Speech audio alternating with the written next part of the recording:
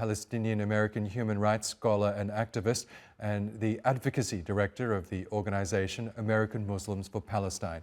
She joins us now from the US Capitol. Really good to have you with us tonight. Firstly, what's your response to reports that perhaps we're inching closer towards a ceasefire deal? I think that these reports have been ongoing for the last 9 months. It really is all incumbent on Israel to accept a deal. The last few deals that have been put forth have been declined by the Israeli government. So we would hope that a ceasefire agreement is reached, but it really is in the hands of the Israeli government to accept one.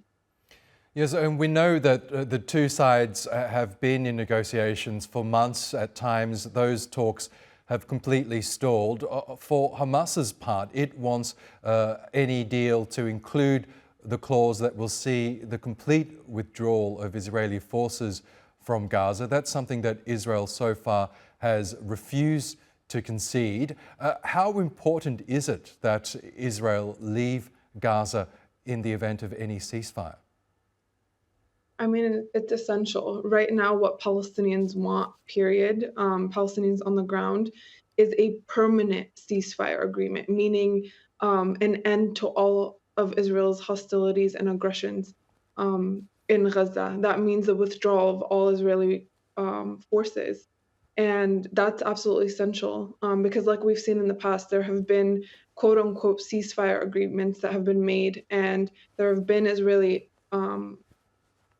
forces on the ground, and aggressions would continue throughout these quote unquote ceasefire agreements. So I think it's an absolutely fair deal to make.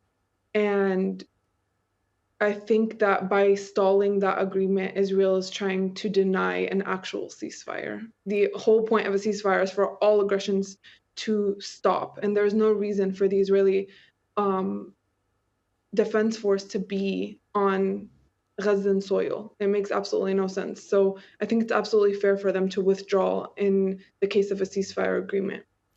We know the United States is perhaps Israel's strongest ally. What role do you think does the Biden administration play in terms of pressuring Joe Biden and the rest of his officials to really push Israel to reach a ceasefire deal?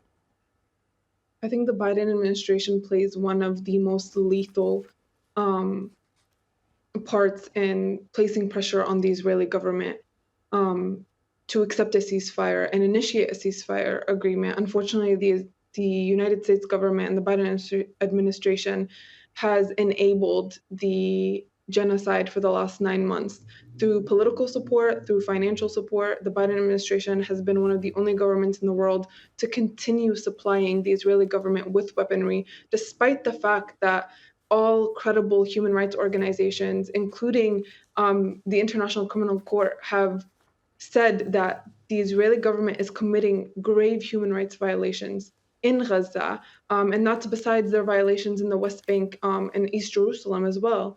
And to continue, for the United States government to continue funding and supplying weaponry to a government who has been proven to be committing these violations has been one of the number one enablers. The United States has been, in this case, committing the genocide alongside Israel. Just the other day during the presidential debate, former President Trump said that President Biden is not supporting Israel enough. And then President Biden was unfortunately dishonest in saying that it has been Israel who's been wanting to end this war, when Israeli officials have said clearly, alongside declining ceasefire agreements, has said clearly that they want to quote unquote finish this off.